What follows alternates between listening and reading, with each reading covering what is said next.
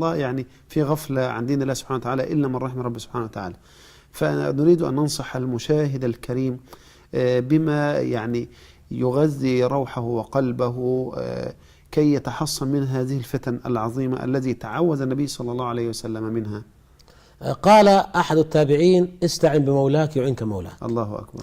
لا إعانة للعبد على أي أمر من أمور الدنيا والآخرة إلا بتوفيق الله سبحانه وتعالى، إلا بتوفيق الله سبحانه وتعالى. وإذا كان النبي عليه الصلاة والسلام رسول الله محمد صلى الله عليه الصلاة والسلام كان يحذر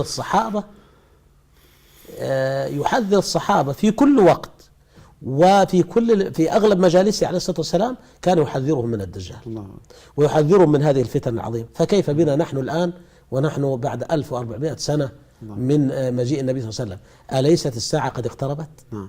أليست الأمور عظيمة مهولة من كل حدب وصوب؟ ألا تحيط بالمسلمين الآن المخاطر في كل بلد؟ المخاطر تحيط فلا شك أن العبد في حاجة إلى معرفة الأمور التي يتحصن بها من هذه الفتن. يتحصن بها من هذه الفتن، وخاصة فتنة الدجال. كان عليه الصلاة والسلام يستعيذ من فتنة الدجال في كل صلاة. الله أكبر.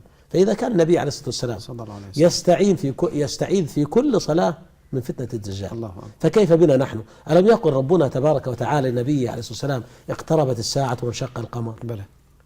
ألم يقل ذلك؟ فمن 1400 عام اقتربت الساعة. يقول حذيفة، وكان الصحابة طبعا عنده أصحاب فقه، الصحابة أصحاب بلاغة، لذلك حينما تأتي طائفة تريد أن توقع الأمة في فساد في عقيدتها تطعن في الصحابة، لأنهم هم الذين نقلوا الدين عن النبي عليه الصلاة والسلام.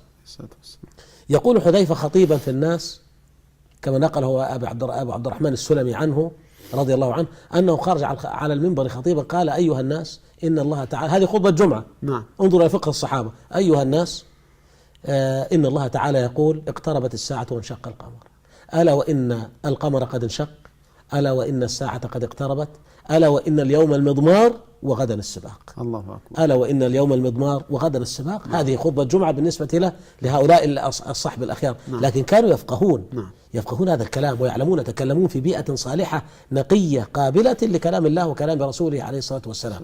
فلا شك أن هذه الفتن لا يستعان بها إلا بالله سبحانه وتعالى. فالنبي عليه الصلاة والسلام كان يقول: لو ظهر الدجال وأنا فيكم فأنا أكفيكم إياه، أو كما قال عليه الصلاة والسلام: وإذا جاء الدجال وأنا غير فيكم فالله حسيب كل مسلم. فالله يكفي كل مسلم شر هذه الفتن العظيمة. فعلى المسلم أن يتحرى الدعاء، وأن يتحرى الاستعانة بالله سبحانه وتعالى على هذه الأمور، وأن يستعيذ بالله عز وجل في كل صلاة إعادة حقيقية، ظنا منه أن قد يظهر الدجال وهو موجود. ما يدريك أن النبي عليه الصلاة والسلام كان يستعيذ بالله من فتنة الدجال، وقال: ما من نبي جاء قبلي إلا وحذرهم من الدجال. الله أكبر. فالنبي صلى الله عليه وسلم خاتم الأنبياء، لا نبي بعده ولا رسالة بعده، جاء بين يدي الساعة بشيرا ونذيرا عليه الصلاة والسلام. عليه الصلاة والسلام. شيخنا الكريم، هل أهل السنة والجماعة يتعبدون الله عز وجل بانتظار المهدي؟ نحن نتعبد إلى الله تعالى باتباع النبي عليه الصلاة والسلام صلى الله عليه وسلم تسليما كثيرا. نحن نتعبد إلى الله تعالى باتباع النبي صلى الله عليه وسلم. من كان متعبدا في أمور المهدي فليؤمن بهذه النصوص الواردة، لا إفراط ولا تفريط. فهناك انقسم في المهدي كما انقسموا في علي وكما انقسموا في عيسى بن مريم من قبل، هناك طائفتين، طائفة غالية وطائفة جافية. في طائفة من الإباضية والإسماعيلية وغيرهم من الفرق الضالة المخالفة للسنة والجماعة أنكروا وجود المهدي أصلا، قالوا لا يوجد شيء اسمه مهدي، وأنكروا هذه النصوص. ثم جاءت الطائفة الغالية الأخرى، طائفة الرافضة، فغالوا في وجود المهدي. فنحن لا نتعبد إلى الله تعالى بقدوم المهدي، ولكن نتعبد إلى الله تعالى باتباع النبي عليه الصلاة والسلام واتباع منهجه صلى الله عليه وسلم، تصديقه في هذه الأخبار التي أخبر بها. هذا هو العمل عليه، أن نصدق ما جاء به النبي عليه الصلاة والسلام كل من عند ربنا، وأن ما قاله صلى الله عليه وسلم وحي يوحى لا بد أن يحدث لا محالة، لأن كل ما أخبر به النبي عليه الصلاة والسلام وثابت عند أهل السنة والجماعة فهو حق لا مرية فيه، ولا يتم إيمان العبد حتى يؤمن بما جاء النبي صلى الله عليه وسلم به وأخبر به عليه الصلاة والسلام.